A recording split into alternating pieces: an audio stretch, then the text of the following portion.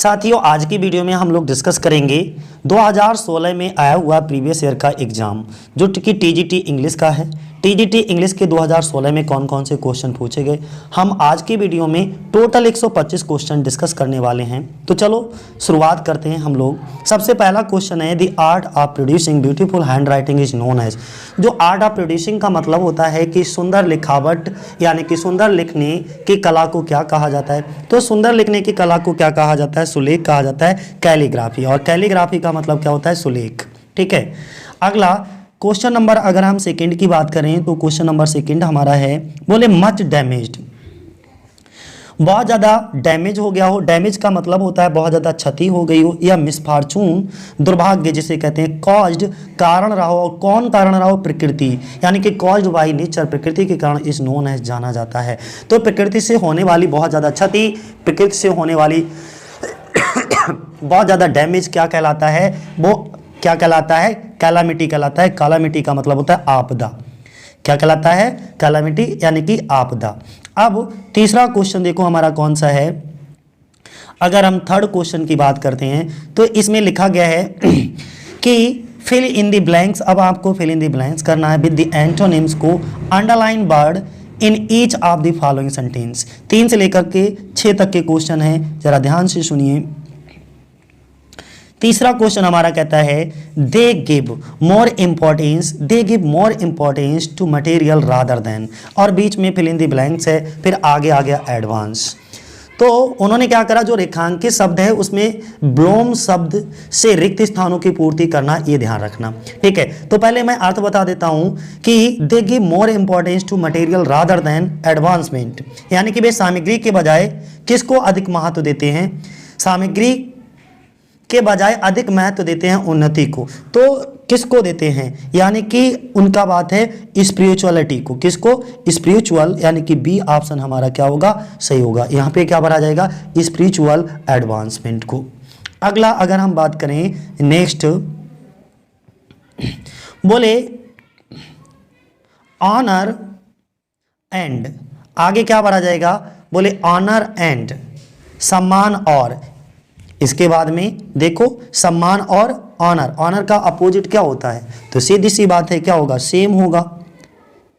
यानी कि honour and same arise from one's own actions, यानी कि सम्मान और शर्म अपने कार्यों से उत्पन्न होते हैं। तुम पर डिपेंड करता है कि तुम्हें ऑनर मिलेगा कि जो है कहीं पर सेम हो गए, आप शर्मिंदा हो गए।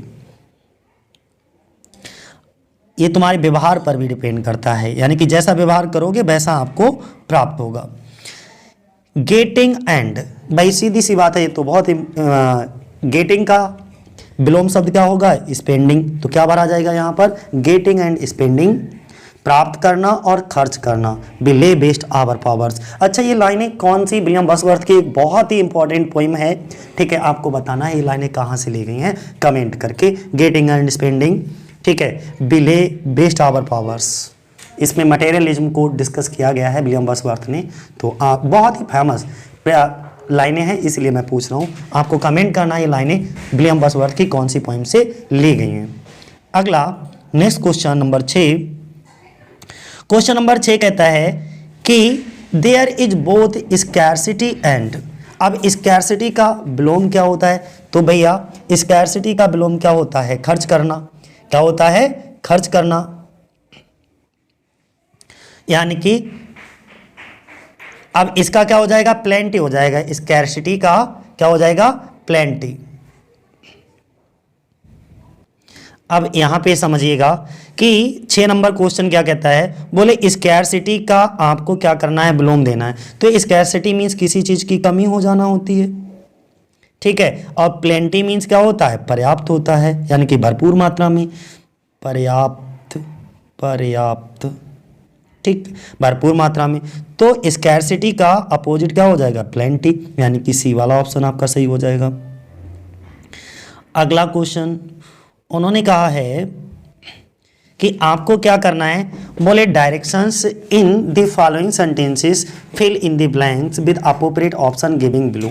नीचे एक आपको अप्रोप्रिएट ऑप्शन दे रखा है कि उचित ऑप्शन दे रखा है 7 से 12 तक उसमें रिक्त स्थानों की पूर्ति करना है, क्या आएगा वही आपको बताना है। तो चलो शुरुआत करते हैं 7 से 12 क्वेश्चन पे कि इफ यदि ही मीन्स वह। अब देखो हमने क्या बताया, जब एक तरफ अगर सेल हो, एक कंडीशनल सेंटेंस होते हैं, प्रेजेंट फ्यूचर कंडीशन लागू होती है। अगर एक तरफ वाक्य फ्यूचर में है तो दूसरी तरफ किस में जाएगा, प्रेजेंट में।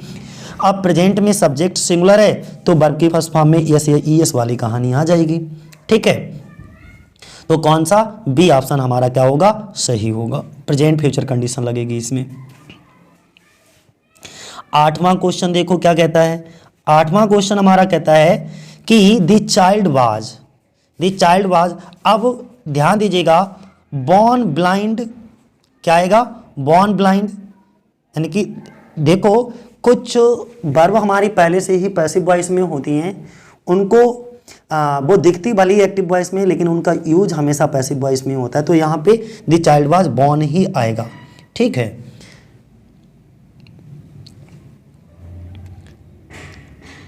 Next, I will introduce you. I will introduce you का मतलब क्या है। अब यहां से आपको तुम्हें फिर से भरना है क्या भरना है, इसके लिए introduce you to my boss this week, यानी कि मैं तुमको मिलवाऊंगा या मैं आपका परिचय दूंगा, परिचय करवाऊंगा किससे, to my boss this week, इस सप्ताह अपने मालिक से। तो टू का यहाँ पे प्रपोजिशन क्या भरा जाएगा, टू। अगला अगर हम बात करें, बोले the art is not an activity. Art is not an activity associated. अब देखो एसोसिएटेड के साथ में एक निश्चित प्रपोजिशन आता है हमारा, क्या आएगा, एसोसिएटेड विद, यानी कि एसोसिएटेड विद, ध्यान बनाए रखना। इसका मीनिंग क्या है कि आर्ट मीन्स कला इज नॉट एन एक्टिविटी, बल्कि क्या होती है, ये कोई एक्टिविटी नहीं है बल्कि associated with leisure. Leisure means होता है, अगर मैं बात करूं तो खाली समय। ठीक है, 11 नंबर देखो, 11 नंबर कहता है these observation do not confirm any law. क्या भरा जाएगा, देखो टू, यानी कि ये जो ऑब्जर्वेशन है डू नॉट कन्फर्म, अनुरूप नहीं है, किसी भी लॉ के अनुरूप नहीं है, किसी कानून के अनुरूप नहीं है, तो टू, प्रपोजिशन टू। 11 के बाद 12 नंबर पे देखो कौन सा 2016 के सेट में, द रिवर फ्लोज। अब देखो ब्रिज की कहानी बताई गई है, ये जो रिवर है ना वो फ्लो, नदी बहती है। अब नदी बहती है किसके ऊपर बहती है, ऊपर थोड़ा ना बहती है, ये तो पुल के नीचे ही तो बहेगी नदी भाई, तो सीधी सी बात है नीचे के लिए क्या आता है, अंडर आता है, यानी कि the river flows under the bridge. D option हमारा क्या होगा, सही हो जाएगा।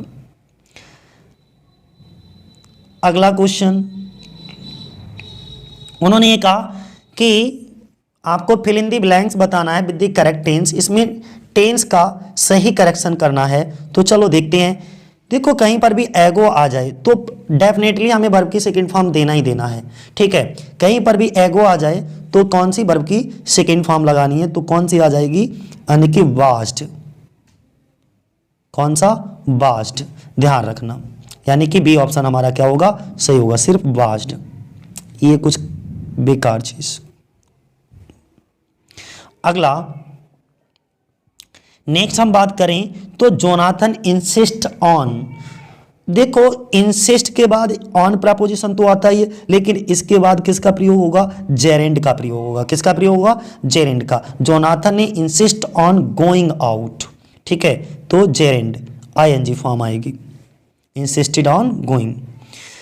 15 नंबर पे अगर हम बात करें तो ही वाज प्रिवेंटेड, और प्रिवेंट के साथ फ्रॉम आता है, prevented from okay in the class, तो यहां पर भी ध्यान रखिएगा कौन सा जेरेंड फॉर्म रखी जाएगी। ठीक है, तो कौन सी, रोका किससे, स्मोकिंग करने से, यानी कि बी ऑप्शन हमारा सही होगा। अब यहां पर देखिएगा you better seek his permission, तो बी ऑप्शन हमारा यहां पर भी सीक है, यू बेटर सीक। नेक्स्ट 16 के बाद 17 नंबर पे देखिए, उन्होंने कहा है she was scene, she was scene, और उसे देखा गया। तो इसमें भी यहाँ पर देखो मेन वर्ब, हेल्पिंग वर्ब भी आई है, मेन वर्ब भी आई है। तो इसके बाद जो आएगा फिर से जेरेंड फॉर्म आएगा, एंटरिंग करते हुए देखा, द हाउस, घर में, ठीक है। She was scene entering the house, और एंटर के साथ में इनटू का प्रयोग नहीं करिएगा, क्योंकि एंटर का ही मतलब होता है किसी के चीज के अंदर प्रवेश करना। अगला 18 नंबर की अगर हम बात करें तो 18 नंबर पे tigers is a dangerous sport. क्या है? Tigers is a dangerous sport. तो इसका क्या होगा, आपको आंसर बताना है। टू बी हंट, या हंटिंग टाइगर्स, या हैविंग हंट। तो हंटिंग टाइगर्स, इसमें यहाँ पे नानी ने, और यहाँ पर ये जो प्रयोग हुआ है वो प्रेजेंट पार्टिसिपल के रूप में, यानी कि टाइगर्स का हंटिंग करना, शिकार करना जो है वो क्या है? इज अ डेंजरस स्पोर्ट, एक खतरनाक खेल है, ठीक है। तो यहाँ पे ये जेरेंट नहीं है, यहाँ पे क्या है? Present participle. प्रेजेंट पार्टिसिपल और जेरेंट में फ़र्क क्या होता है? प्रेजेंट पार्टिसिपल तब होता है जब ये किसी नाउन के आगे एक एडजेक्टिव का काम करे, ये एक वर्बल एडजेक्टिव का काम करता है, ठीक है। और जेरेंट क्या होता है? वो एज अ नाउन काम करता है वाक्य में। नेक्स्ट, अगला आपको बताना है इन ऑर्डर टू रिपेयर। मान लो आपको अपने घर का लीकिंग पाइप रिपेयर कराना है, तो आप किसको कॉल करोगे, किसको बुलाना पड़ेगा तुम्हें? तो आप प्लम्बर को ही तो बुलाओगे भाई, आर्किटेक्ट या कारपेंटर या इलेक्ट्रिशियन को तो नहीं बुलाओगे, क्योंकि नल वगैरह खराब हो जाता है या टंकी वगैरह खराब हो जाती है घर में, तो हम किसको काम बुलाते हैं? प्लम्बर को। 19 के बाद 20 नंबर पे देखिएगा, 20 नंबर कह रहा है as I hurt my eye I had to. Go लीजिए मेरी आंख में अगर चोट लगती है, मेरी आंख में कहीं चोट लगती है, तो मुझे किसके पास जाना होगा? एन एक्युलिस्ट के पास जाना होगा, ठीक है। ध्यान बनाए रखना इस बात को। अगला क्वेश्चन है 21 नंबर पे कि a sudden running of a herd, अचानक से भागने लगना किसका? पशुओं का झुंड जो अचानक से डर करके भागने लगे, वो क्या कहलाती है? स्टैम्पीड कहलाती है। स्टैम्पीड का मतलब होता है भगदड़ मच जाना, ठीक है। क्या होता है? भगदड़। Next, a nap after lunch is called, यानी कि लंच के बाद झपकी लेना क्या कहलाता है? लंच के बाद झपकी लेना, दोपहर के भोजन के बाद झपकी लेने को क्या कहा जाता है? तो ध्यान रखिएगा, क्या कहा जाता है? सिस्टा। क्या बोलते हैं इसको? यानी कि दोपहर के बाद कहते नहीं आओ रोटी सीधी कर लें, है ना, यानी कि हल्की सी झपकी लेना, थोड़ा सो लेना, आराम कर लेना, तो उसे हम सिस्टा कहते हैं। अगला क्वेश्चन है पैसिव वॉइस से, आपको पैसिव वॉइस में चेंज करना है, ग्रामर से रिलेटेड है, जरा समझ लीजिएगा। देखो ये सब्जेक्ट होता है, ये हेल्पिंग वर्ब, ये नॉट, ये हैव के साथ मेन वर्ब की कौन सी है? थर्ड फॉर्म, और ये मेन वर्ब के बाद जो शब्द होता है वो हमारा ऑब्जेक्ट होता है। तो जब भी हम एक्टिव वॉइस से पैसिव वॉइस बनाते हैं तो ऑब्जेक्ट को हम सब्जेक्ट में बदल लेते हैं और सब्जेक्ट को हम ऑब्जेक्ट में बदलते हैं। इतना क्लियर है। और जो अगर ये प्रेजेंट परफेक्ट में, तो प्रेजेंट परफेक्ट में क्या होता है? हैज, हैव, है, चाहे हमारा परफेक्ट में कोई सा भी हो, प्रेजेंट परफेक्ट हो, पास्ट परफेक्ट हो, फ्यूचर परफेक्ट हो, सबके आगे बीन लगना है। हैज, हैव के आगे बीन, हैड के आगे been, will have, shall have के आगे बीन। तो यहाँ पे हैज हैव आ गया, तो हैज हैव यानी कि हैव नॉट के बाद बीन और लग जाएगा, तो a letter have not, a letter तो सिंगुलर हो जाएगा। जब आ लेटर सिंगुलर हो गया तो हैज नॉट बीन वाला कोई ऑप्शन हो वो सही होगा। A letter has not been stamped, बस। तो कौन सा? सी ऑप्शन आपका सही होगा। कौन सा ऑप्शन सही होगा? सी। अगला देखो, उन्होंने कहा a Japanese firm make this television set. तो अ जापानीज फर्म, ये तो सब्जेक्ट हो गया, ये वर्ब की फर्स्ट फॉर्म में यस है, और वर्ब की फर्स्ट फॉर्म में जब यस या यस लगा हो तो इजारा में चेंज होता है, ठीक है। प्लस में मेन वर्ब की थर्ड फॉर्म तो लगाती हैं। और दीज टेलीविजन सेट्स क्या हो गया? ये ऑब्जेक्ट हो गया। तो पहले दीज टेलीविजन सेट्स ले आओ। तो दीज टेलीविजन सेट को ये देखो, ये सिंगुलर है कि प्लूरल है भाई? तो ये देखो आपका प्लूरल है, जब ये प्लूरल है तो क्या आएगा? आर आएगा, यानी कि दीज टेलीविजन सेट्स आर, किसको आर में, यानी कि वर्ब की फर्स्ट फॉर्म में अगर एस या एस लगा हो तो इजारा में बदलते हैं। अब प्लस में मेक की थर्ड फॉर्म क्या हो जाएगी, मेड हो जाएगी, बाय अ जापानीज फिल्म। तो बी वाला ऑप्शन हमारा क्या होगा, सही होगा। 24 के बाद 25 नंबर पे देखो, उनका nobody has use this room for ages. तो यहाँ पे फॉर एजेस तो ये अदर वर्ड है, ये ध्यान बनाए रखना। तो इसमें ऑब्जेक्ट क्या है, तो भैया ऑब्जेक्ट है सिर्फ दिस रूम, और हैज के आगे भी लगा दो बस। यानी कि this room has been used for ages. तो कौन सा ऑप्शन, बी ऑप्शन लग रहा है इस तरीके का, तो बी ऑप्शन हमारा सही हो जाएगा। 25 के बाद 26 पे जाओ, we can't repair this lock. तो दिस लॉक को इधर ले आओ, कैन नॉट, यानी कि जितनी भी हमारी मॉडल वर्ब होती है, मॉडल वर्ब के बाद भी क्या लगता है, बी लगता है। ठीक है, ध्यान रखना, मॉडल वर्ब जितनी भी होंगी हमारी 13 मॉडल वर्ब होती हैं, will would, shall should, can could, may might, used to, dare, need, must, ought to, इन सभी के बाद क्या लगेगा, बी लगेगा, बस ध्यान रखें। तो दिस बुक, सॉरी क्या है, we can not repair this lock, ये वाक्य बनाना है। तो ये दिस लॉक होना चाहिए। अच्छा, ऐसा कोई ऑप्शन ही नहीं,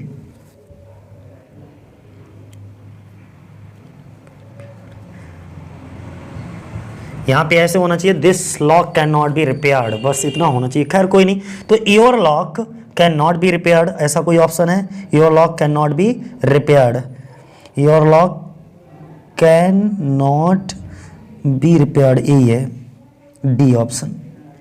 ठीक है, तो डी ऑप्शन हमारा सही होगा। अगला देखो, नेक्स्ट क्या है, बोले read the following sentences and indicate in E sentences the correct option. और प्रत्येक सेंटेंस के आगे एक करेक्ट ऑप्शन दिया गया है। तो देखते हैं भाई 27 नंबर पे, उन्होंने कहा आल्दो मीन्स यद्यपि, they are 250 mile apart, apart का मतलब होता है दूर होना।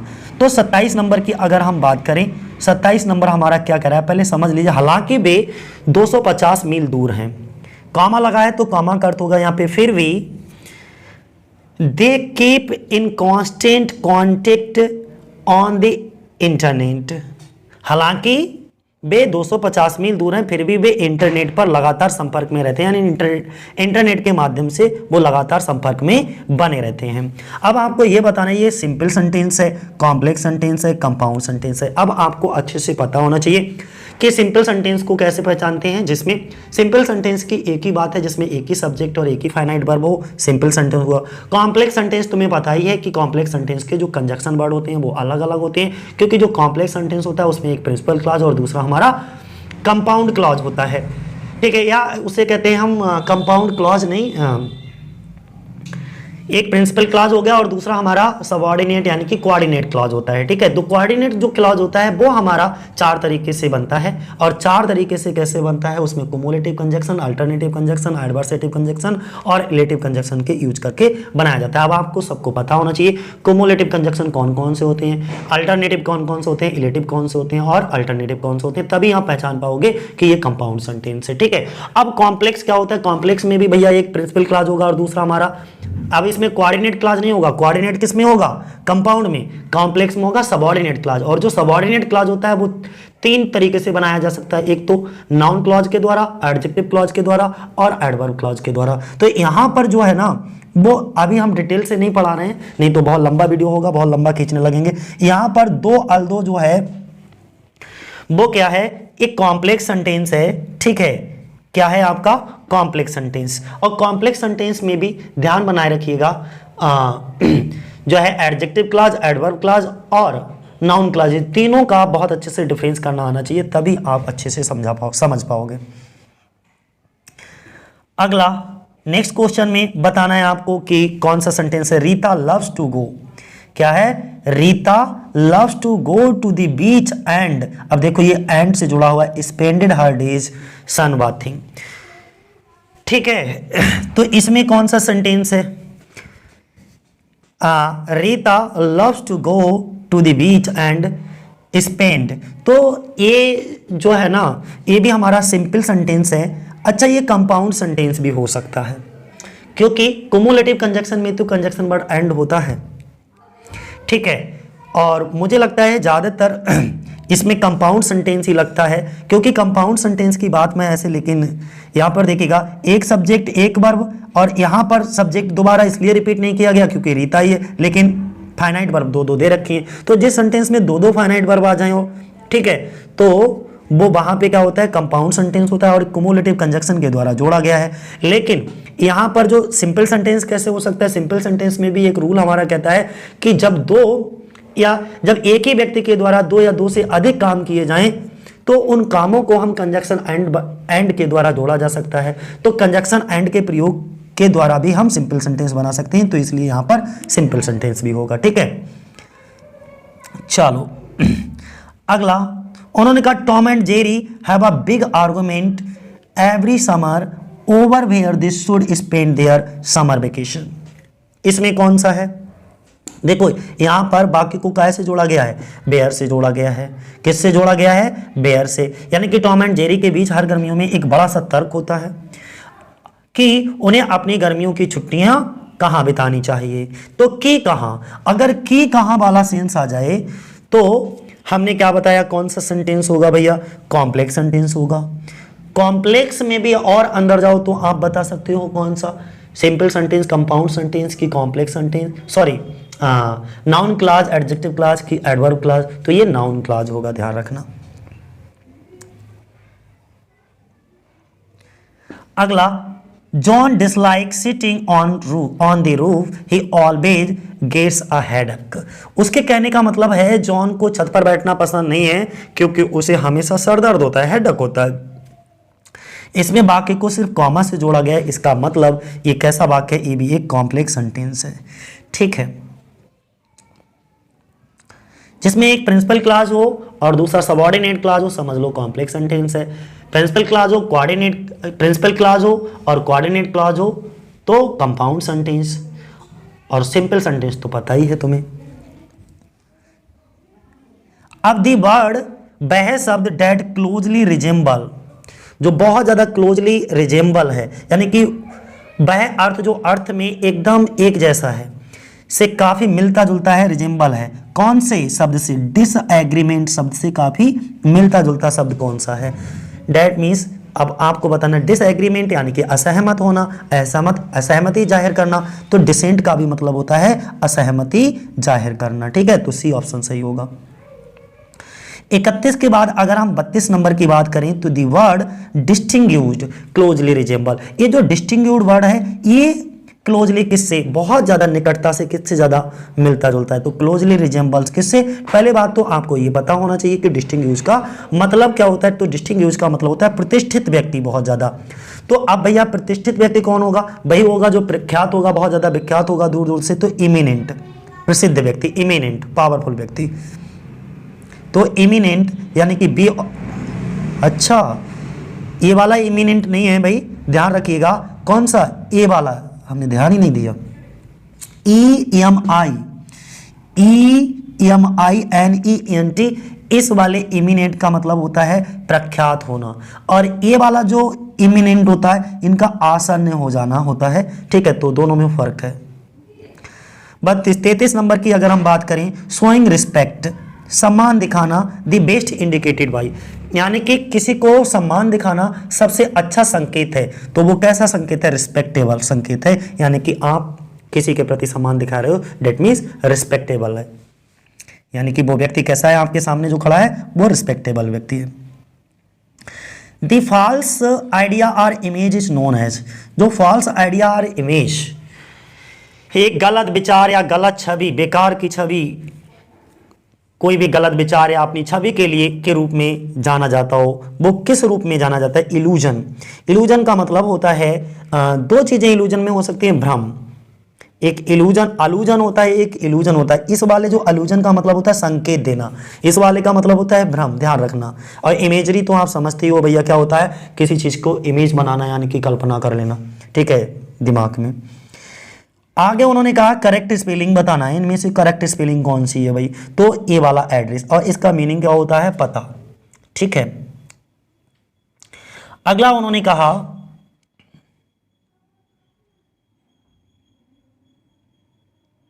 कि आपको सिलेक्ट करना है। अब सिलेक्ट क्या करना है भाई, आपको सिलेक्ट ये करना है कि करेक्ट यानी पंक्चुएटेड सेंटेंस सिलेक्ट करना है। तो यहाँ पर एक चीज देखिएगा, पहला ए वाला ऑप्शन माय फेवरेट टीचर, फिर कॉमा लगाया who just happen to be my uncle retired from the university last summer. ठीक है, इसका सही 4 ऑप्शन इसके होंगे। मेरे पसंदीदा शिक्षक जो अभी अभी मेरे चाचा हैं, who just happen to be my uncle, जो अभी अभी मेरे चाचा बने हैं। ओके, पिछली गर्मियों में विश्वविद्यालय से सेवानिवृत्ति हुए, डेट मीन्स लास्ट रिटायर हो गए थे यूनिवर्सिटी से लास्ट समर में। तो आपको इनके बारे में, एक तो ये इसमें कहाँ गलत। दूसरा ऑप्शन आपके पास ये है, कौन सा, ये वाला। तीसरा, ये सब ऑप्शन अपने आप पढ़ लीजिएगा और उसको लगा लीजिएगा, कुछ समझाने लायक नहीं है, पंक्चुएशन है। ठीक है, तो इसमें पंक्चुएशन में कौन सा सही है, मैं सीधे सही वाला आंसर आपको बता। इसमें सही वाला ऑप्शन है B, my favourite teacher who just happen to be my uncle, okay, retired from the university last summer. फिर से एक पंक्चुएशन आ गई है, सिलेक्ट करना है आपको। ठीक है, तो एक ऑप्शन ये आपको पढ़ना अपने आप है, मैं सीधे आंसर पे चलता हूं। आंसर क्या कह रहा है, कह रहा है बी ऑप्शन कौन सा है, ये वाला है। ठीक है, सी ये है और डी ये है। इसमें ए वाला ऑप्शन आपका सही है, कौन सा, Mary has offer to a coach the team this year. फिर हाउएवर से पहले भी काम है, हाउएवर के बाद भी, the competition for the job is intense, यानी कि मैरी ने इस साल टीम को कोच करने की पेशकश की है, हालांकि नौकरी के लिए बहुत ज्यादा कंपटीशन बहुत ज्यादा है। अगला क्वेश्चन देखिए क्या है, बोले dictionary meaning of a word is called, ये वन वर्ड सब्स्टिट्यूशन आ गया। Dictionary meaning of a word is called क्या कहलाता है, किसी शब्द का शब्दकोश अर्थ कहलाता है, क्या कहलाता है, एनोटेशन कहलाता है। एनोटेशन क्या है, अरे यार एनोटेशन। ठीक है, ए वाला ऑप्शन सही है। ओके, क्या कहलाता है, एनोटेशन। अच्छा, कैनोटेशन क्या होता है, ये भी अर्थ के लिए कहते हैं, निरूपण के लिए डेनोटेशन होता है। ठीक है, एक डिग्रेशन होता है, डिग्रेशन का मतलब होता है विषयांतर करना, विषय में कोई अंतर करना। ठीक है, एनोटेशन याद बनाए रखना शब्द को मीनिंग के लिए। इलिप्सिस, इलिप्सिस किसको रेफर करता है, इलिप्सिस का मतलब पहले बताना है। ठीक है, इलिप्सिस का मतलब होता है कि शब्दों की चूक, डेट मीन्स इलिप कर देना, ओमिशन ऑफ वर्ड्स होता है, ध्यान बनाए रखना क्या होता है, ओमिशन ऑफ वर्ड्स, यानी कि कोई शब्द मिस हो जाए उन्हें इलिप्सिस कहते हैं। ठीक है, क्या कहते हैं, इलिप्सिस। अगला क्वेश्चन है 40 नंबर पे कि using softer sound, softer sound का मतलब होता है या साउंडिंग वर्ड ऐसे होते हैं जो प्यारे हों, मीठे बोलते रहे मीठे मीठे, यानी कि using softer sound, softer sounding word to avoid bluntness. और कुछ ऐसे होते हैं बड़े एकदम, जैसे नहीं कि लोग कहते हैं, तुमने कहते हुए सुना होगा, यार तुम्हारी तो, तुम बोलो ही मत, तुम्हारी तो बोली हमें जहर लगती है, यानी कि तो वही चीज़ है कि कठोर शब्दों के स्थान पर अच्छे सॉफ्ट शब्दों का इस्तेमाल करना क्या कहलाता है, इफेमिज्म कहलाता है। क्या कहलाता है, इफेमिज्म। इसकी हिंदी होती है व्यंजना, इफेमिज्म। ठीक है, EU इफेमिज्म, इफ्यूज्म भी बोलते हैं। अगला नेक्स्ट 7 लाइन स्टेंजा, 7 लाइनों के stanza used by medieval poet is known as, 7 लाइनों के स्टेंजा को क्या कहते हैं, राइम रॉयल कहा जाता है। अच्छा, टर्जा रिमा क्या होता है, 3 लाइनों का स्टेंजा होता है। ठीक है, यह ध्यान रखना। इसके बाद में 8 लाइनों के स्टेंजा को क्या कहते हैं, ओटावा रिमा कहते हैं। ठीक है, 7 लाइनों के स्टेंजा को, 7 लाइन स्टेंजा को राइम रॉयल कहते हैं, 9 लाइन को स्पेंसेरियन स्टेंजा कहते हैं। तो ये सब चीज़ें आप ध्यान बनाए रखना इनको। ठीक, अगला क्वेश्चन है elegies and sonnet are 2 type of, ये किसके, पोएम के, यानी कि जब आप पढ़ोगे काइंड्स ऑफ पोइट्री तो उसमें आपको ये देखने को मिलेगा, सोनेट, एलिजी, बैलड, ठीक है, एलेग्री, ड्रामेटिक मोनोलॉग, ये सब चीज़ें किसकी हैं, किसके टाइप हैं, पोएम की। ठीक है, पोएम्स, जिसमें सोनेट 14 लाइनों का होता है और एलिजी एक शोक गीत होता है, सॉन्ग ऑफ मॉर्निंग। 43 नंबर की अगर हम बात करें, इन लिटरेचर में पॉइंट ऑफ व्यू क्या है, किसको रेफर करता है पॉइंट ऑफ व्यू? तो पॉइंट ऑफ व्यू जो रेफर करता है वो the obstacle of the main character must overcome. अब इसका मतलब क्या हुआ, पहले मतलब समझना बहुत जरूरी है भाई। उन्होंने कहा कि साहित्य में जो पॉइंट ऑफ व्यू का मतलब होता है दृष्टिकोण, यानी कि कहते हैं हर किसी का पॉइंट ऑफ व्यू अलग अलग होता है, हर किसी का दृष्टिकोण अलग अलग होता है। तो जो मुख्य पात्र को जिस बाधा से दूर करना चाहिए वो इसका, यानी कि the obstacle the main character must overcome, वही उसका क्या होता है, पॉइंट ऑफ व्यू होता है। किसमें? लिटरेचर में। 44 नंबर क्वेश्चन हमारा कहता है कि इन फिक्शन, फिक्शन की अगर हम बात करें तो दी ऑथर, ऑथर का मतलब लेखक, ओवरऑल मेन आइडिया और most important message is called, क्या कहलाता है, थीम कहलाता है वो। ठीक है, मतलब समझिएगा, उनके कहने का मतलब यह है, अगर हम फिक्शन की बात करते हैं, फिक्शन से मतलब होता है कोई भी साहित्य है, जैसे कथा साहित्य है, हम कथा साहित्य की अगर हम बात कर लें तो कथा साहित्य में लेखक का जो ओवरऑल मेन आइडिया होता है या मोस्ट इंपॉर्टेंट जो मैसेज होता है वो क्या कहलाता है। तो ओवरऑल मेन आइडिया, या आप इसको कह सकते हो कि वो उस वर्क में मोस्ट इंपॉर्टेंट मैसेज क्या देना चाहता है, तो वो थीम के द्वारा तो देगा। उसकी थीम क्या है भाई, किसी भी चीज की थीम डिपेंड करती है कि वो किस थीम पर जो है उसने अपना वो कथा वस्तु या कथा साहित्य लिखा है, तो उसकी विषय वस्तु बहुत मायने रखती है। डी ऑप्शन हमारा क्या होगा, सही होगा। अगला 45 नंबर पे क्वेश्चन कहा गया है कि the repetition of the same similar consonant. अब देखो, कॉन्सोनेंट साउंड के रिपीटेशन को हम क्या कहते हैं, beginning of the word is called, क्या कॉन्सोनेंट साउंड की बात हुई है, अगर कॉन्सोनेंट साउंड की बात हो तो वो कहलाता है एलिट्रेशन। क्या कहलाता है, एलिट्रेशन। और अगर यहीं पर कॉन्सोनेंट साउंड ना होकर के वोवल साउंड होता तो हमारा असोनेंस हो जाता। सिमिली तो तुम्हें पता ही है, simile is a figure of speech in which two unsimilar objects are compared to each other but the comparison word are not used। और इसकी मेन पहचान होती है as like so etc words are used in these figure of speech। clear, apostrophe में direct address to the lifeless और क्या होता है इसमें, निर्जीव व्यक्ति या वस्तु के लिए जो हमारे बीच में नहीं है उसको क्या करा जाता है, एड्रेस किया जाता है अपॉस्ट्रॉफी में, और इसमें अपॉस्ट्रॉफी साइन ज्यादातर लगा रहता है। ठीक है, अगला अगर हम बात करें तो क्या है, a statement that appears self contradictory. कोई एक ऐसा स्टेटमेंट जो सेल्फ कंट्राडिक्टरी हो। सेल्फ कंट्राडिक्टरी का मतलब होता है कि एक अपने आप में विरोधाभासी हो, but that reveals a kind of truth, लेकिन उससे सच्चाई का पता लगे, बट वो आपस में तो कंट्राडिक्टरी हैं, ठीक है, विरोधी हैं, लेकिन उनसे सच्चाई का पता लगता है। सच्चाई की जो है सत्य, एक प्रकार का सत्य प्रकट करता है। एक ऐसा बयान जो आत्म विरोधाभासी हैं, अपने आप में विरोधाभासी प्रतीत होते हैं, लेकिन वह एक प्रकार से सत्य को प्रकट करते हैं दोनों मिलकर के, तो उसको हम कहते हैं पैराडॉक्स। क्या कहते हैं, पैराडॉक्स। यानी कि बी ऑप्शन हमारा क्या होगा, सही होगा। ओनोमाटोपोइया क्या होता है, इसमें भाई साउंड को प्रेफर किया जाता है। ठीक है, अगला हम लोग डिस्कस करें तो नेक्स्ट क्वेश्चन है हमारा, आई स्टोरी डेट एंड्स, कोई एक ऐसी कहानी जो एंड होती हो विद द हैप्पी रेजोल्यूशन, किसी हैप्पी रेजोल्यूशन से, of conflict faced by the main character और कैरेक्टर्स। एक कहानी जो मुख्य पात्र या पात्रों द्वारा सामना किए गए संघर्षों को सुखद समाधान के साथ समाप्त होती है। तो सीधी सी बात है, वो कॉमेडी होती है। यानी कि कोई भी स्टोरी जो एंड हो हैप्पी रेजोल्यूशन, यानी कि उसमें सब कुछ हैप्पी हैप्पी हो, ठीक है, और of conflict faced by the main character और कैरेक्टर्स, तो वो क्या कहलाता है, हमारा कॉमेडी कहलाता है, सुखांत नाटक। और जिसका ट्रेजिक एंड हो वो ट्रेजेडी कहलाता है। एक स्टेटमेंट है, if I told you once I have told you a million times. अगर मैंने तुमसे एक बार कोई बात कह दी ना तो समझ लो मैंने तुम्हारे लिए वो मिलियन टाइम बोल दी है। तो मिलियन टाइम बहुत बड़ा चढ़ा करके नहीं बोल रहा है, मिलियन टाइम कोई बोलता है मिलियन टाइम, है ना। और अगर किसी में बड़ा चढ़ा करके बहुत ज़्यादा बड़ा चढ़ा करके बात की गई हो तो वह हाइपरबोल होता है। क्या होता है, हाइपरबोल,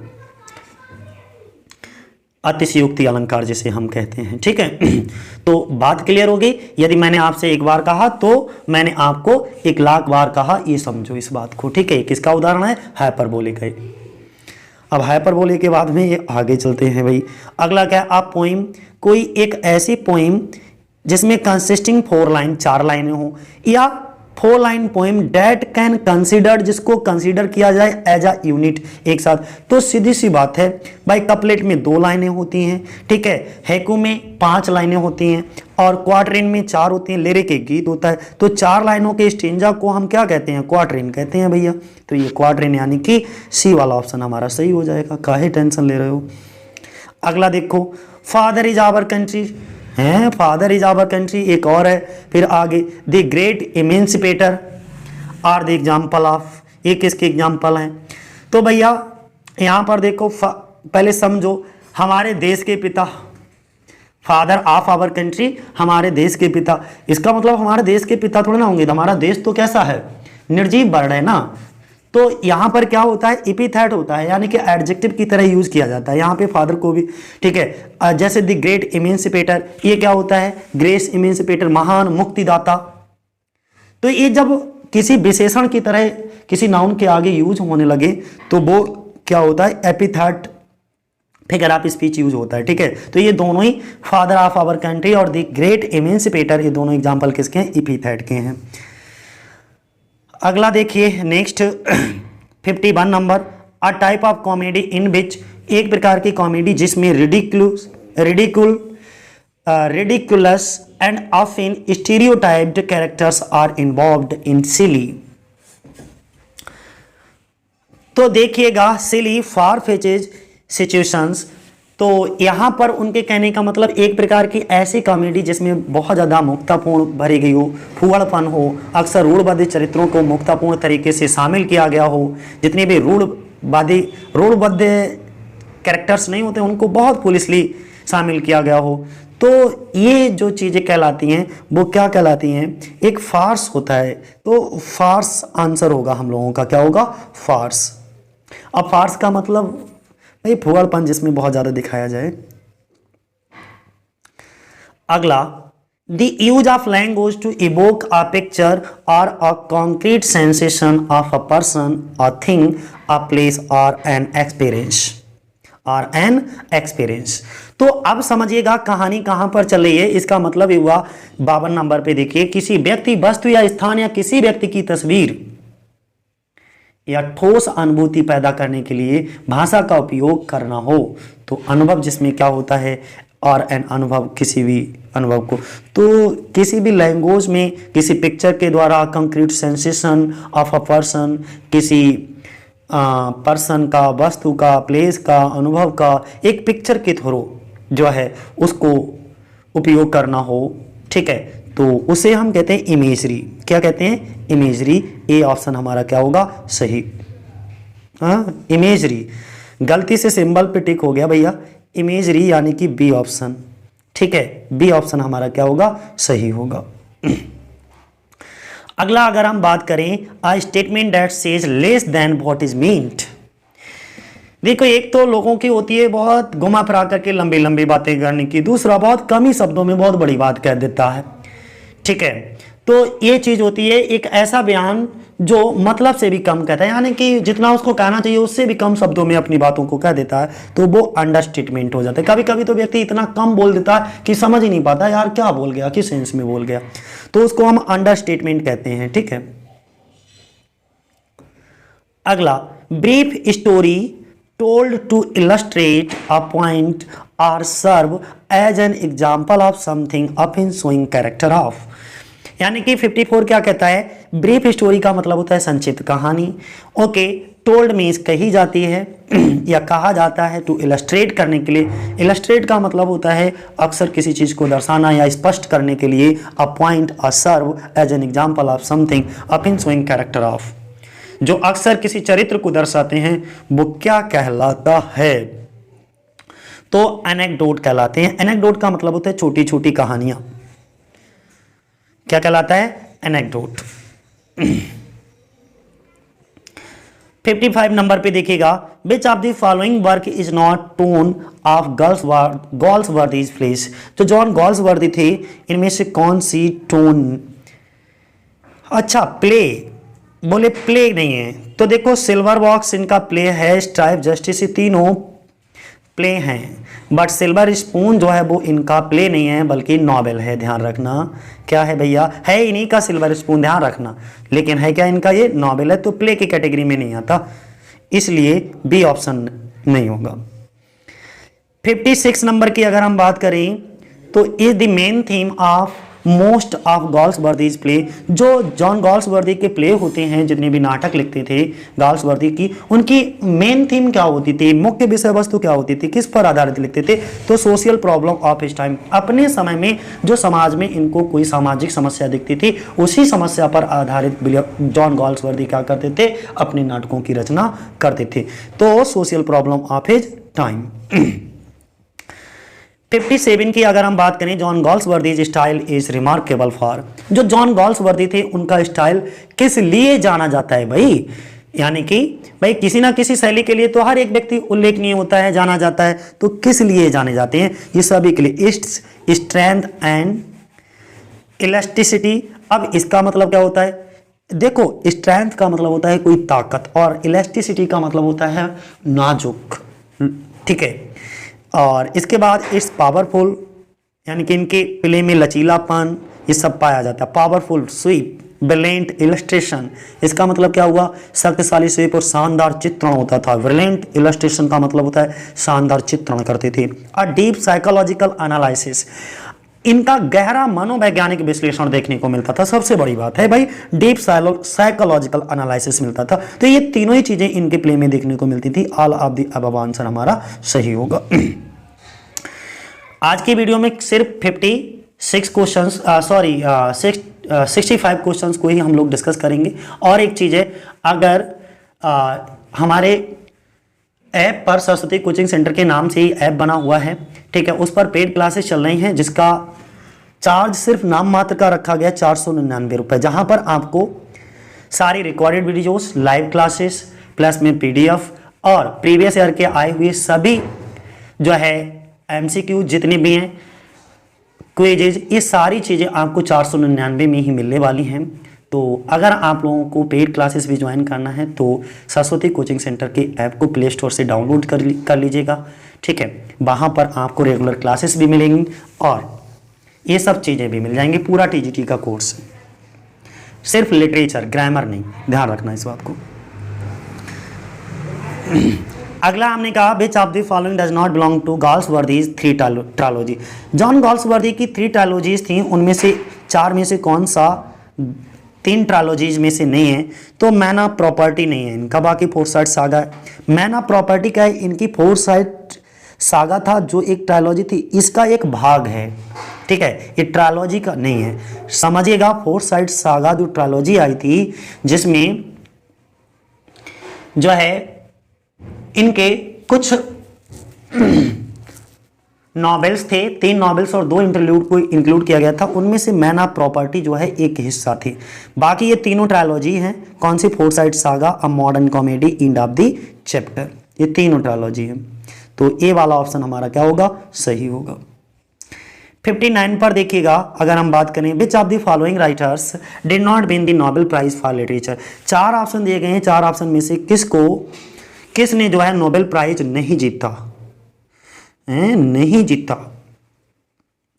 जॉर्ज बर्नार्ड शॉ को भी मिला है भाई, जॉन गॉल्सवर्दी को 1932 में मिला है, विलियम बट W.B. ईट्स को 1923 में मिला है, जेम्स जॉयस हो सकते हैं, थोड़ा कंफ्यूजन है भाई, ये क्वेश्चन ही गलत है, अगर नहीं मिला तो ये तो बिल्कुल नहीं है।